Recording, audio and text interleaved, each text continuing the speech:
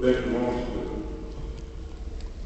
Deux, que s'il fallait, la Grande-Bretagne allait intervenir militairement au Congo, parce que le but des Anglais, c'était tout simplement de s'assurer à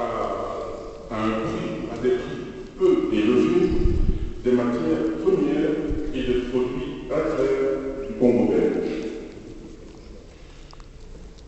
Mes chers amis, donc, ce n'était pas tout simplement, on connaît le sens de l'humour des Anglais, mais c'était plus sérieux. On se souvient, en France, il y avait deux partis opposés pour ainsi dire, la France libre avec De Gaulle, mais il y avait aussi Vichy. Et dans un premier temps, le gouverneur général pour la France à Dakar avait opté pour le régime de Vichy. Et en peu de temps, l'Angleterre a envoyé les navires de guerre devant Dakar, a bombardé Dakar jusqu'à ce que le gouverneur général français change d'avis. Donc c'était vraiment du sérieux ça. Les réactions maintenant au Congo même. Là aussi, deux choses.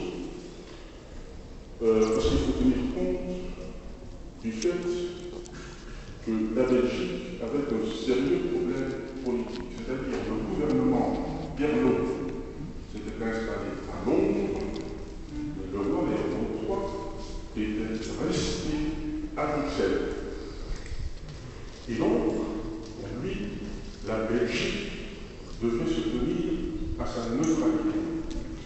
Et cela va avoir des conséquences au Congo même. Il y aura, parlons maintenant de l'administration coloniale, donc des Belges présents au Congo, les uns vont se rallier à la politique du gouvernement belge, donc la Belgique et le Congo belge font partie donc, des alliés, et les autres, disons, nous sommes des neutralisés. Et cela avec une conséquence énorme pour les affaires. Parce que beaucoup d'hommes d'affaires belges se disaient alors, écoutez, nous allons vendre nos produits à ceux qui nous payent le mieux. Mais donc, le gouvernement belge n'en a pas voulu. Le gouvernement belge, ni d'ailleurs le gouverneur général sur place à l'époque.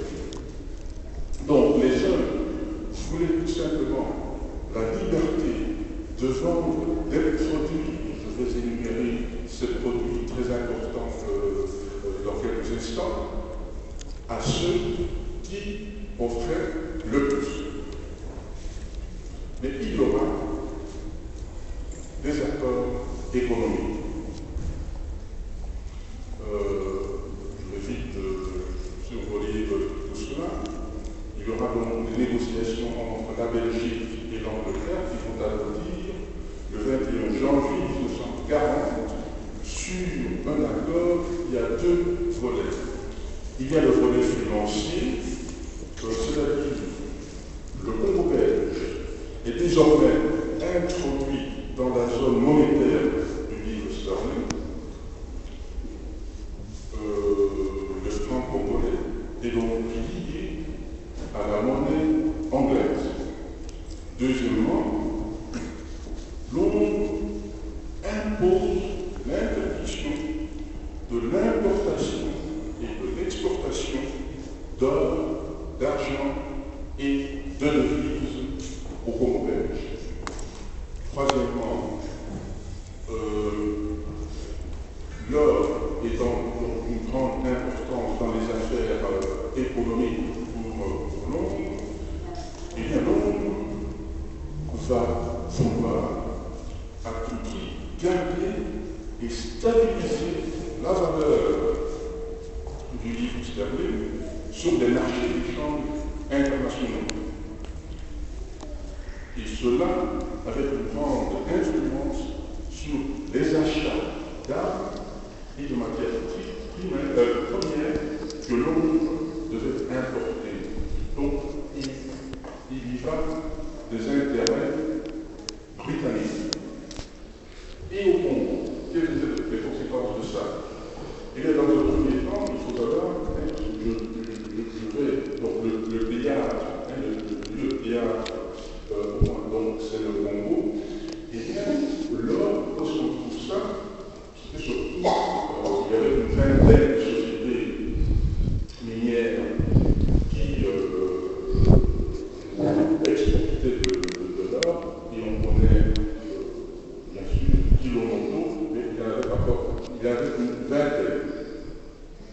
Et le gouvernement belge va tout simplement dire à toutes ces sociétés de maximaliser la production de l'or. Je ne vais pas vous donner les chiffres de tout ça, je vais vous regarder ça pour le vivre dans quelques instants. Passons à l'union minière, au Canada. Quelques chiffres. Le personnel humain, en 1940, il y avait 10 000. En 1944, 20 000. Cela a doublé en quelques 4 ans. Le recrutement d'ouvriers noirs formés posait problème, alors le recrutement de monteurs, ajusteurs, électriciens, etc. vont se faire sur l'île Maurice.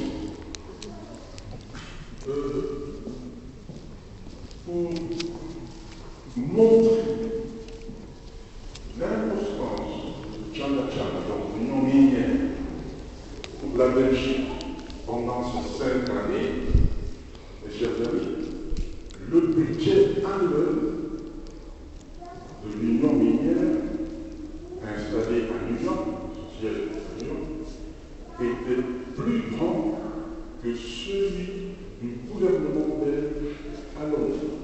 Vous voyez l'importance du Congo et surtout de l'union minière pendant cette période-là.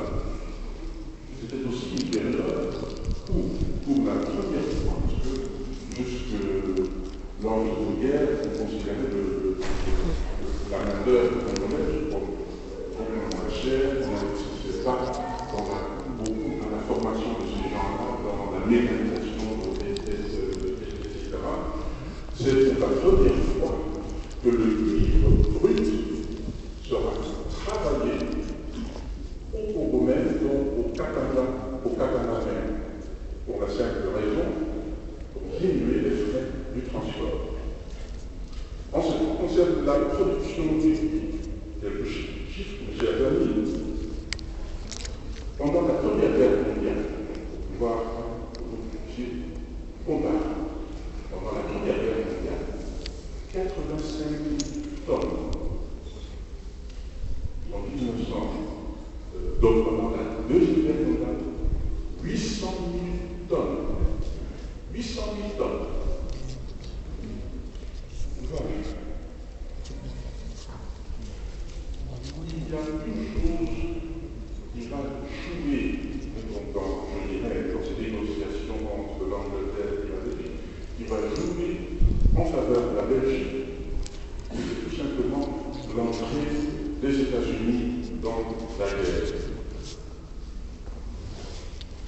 Et déjà, au début,